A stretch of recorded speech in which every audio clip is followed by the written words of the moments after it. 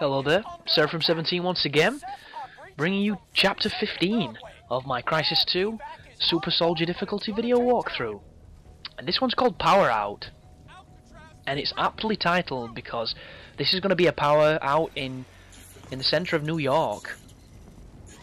And just imagine what that would do in Times Square. It would seriously fuck up everybody's day, because that place always looks damn packed pretty much all the time, because as they say, New York never sleeps. But when you come through here, this is all pretty standard at the start. It's going to be you going through Times Square and taking on some Seth, killing some dudes, do it however you want to do it, stealth it, gun them. It's pretty easy, it's not that challenging. But once you kill the dudes, you're going to see a pinger turn up. And you should know exactly what that means, because we just killed one in the last video, and they're not they're a pretty badass enemy, and they will mess you up so quickly, it's unbelievable. And there's a couple of interesting ways to fight it. Bear in mind you can shoot it with any weapon you've got from any range and hit any surface and still do damage. It will just take a hell of a long time, so always aim for its back. But this first section is all about stealth killing, it's all about taking these dudes out. And midway through this level, you want to completely ignore the Seth, because it comes to a point where they just seem to keep coming, and all they are is a detriment to your fight with the pinger. And what I'm going to do is I'm going to talk about something a little different, because this is similar to what we were doing on the last level, and this is a much longer video, so I don't know if I'm going to be able to constantly keep, play-by-playing things, purely because I don't want to bore people. Because there's nothing worse than someone who just fucking rants on, and you're like, yeah, that's great, shut up now, dickhead. And I don't want to be that guy. So instead, a little bit more colour commentary. And what I'm going to talk about is CGI. I was thinking today, I was actually talking to a friend of mine, of what films do you personally think computer graphics have ruined? As visual effects in films have opted more towards computer, and in the last 10 years, how it's really blossomed into this massive thing where some films are completely CGI now because it looks so damn good. And I don't mean the massive films. I'm not on about what they did to Star Wars, because we could be talking about Star Wars all fucking night, and I could sum that up in one word. Well, I say one word, maybe one phrase, and that's George Lucas likes money, or George Lucas is a dick.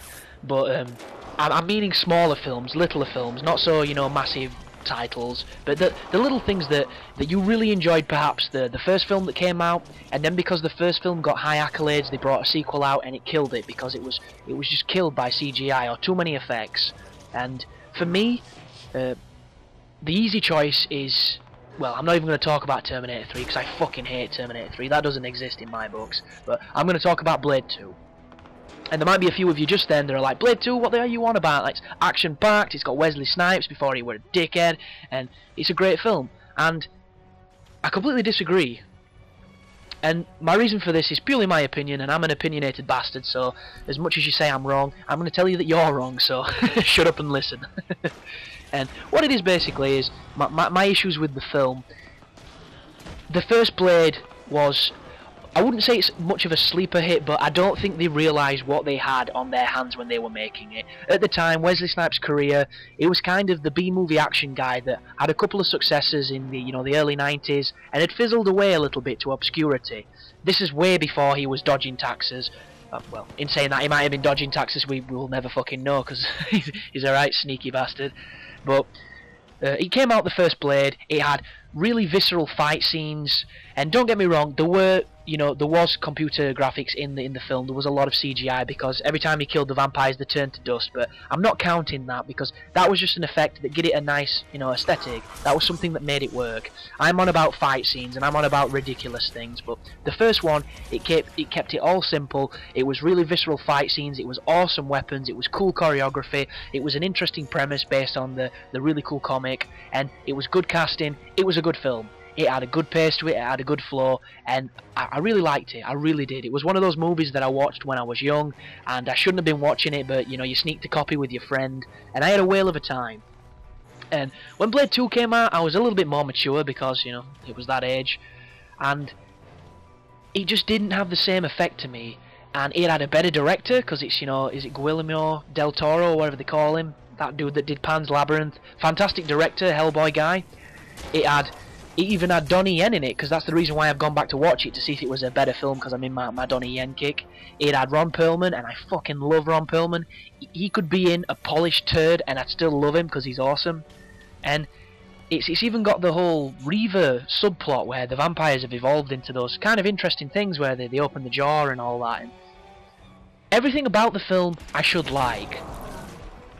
There's pretty decent fight scenes for the most. There's an interesting story in there. There's some different angles of it. It's a much darker story than the first one, because it evolves the storytelling to certain areas, and that's probably due to Del Toro, because he likes it dark and he likes it a very artsy feel and an interesting look on the Blade world. But the thing that kills it for me is when Wesley Snipes starts fighting, and then all of a sudden he turns into super fucking black chocolate rubber man, Spider-Man, agile as a cat, flipping a bar, super skinny, and looks nothing like Wesley Snipes, because it's clearly computer generated dude.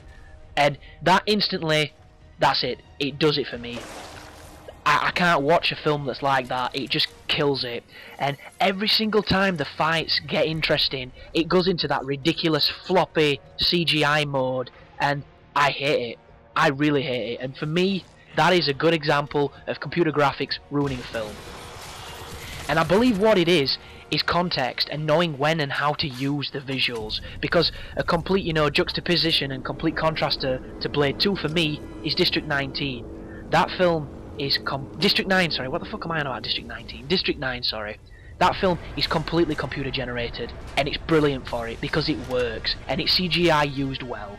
But this is the Pinger fight coming up. I'll see you in the second part of Power Out. Thanks for watching, guys. You take care.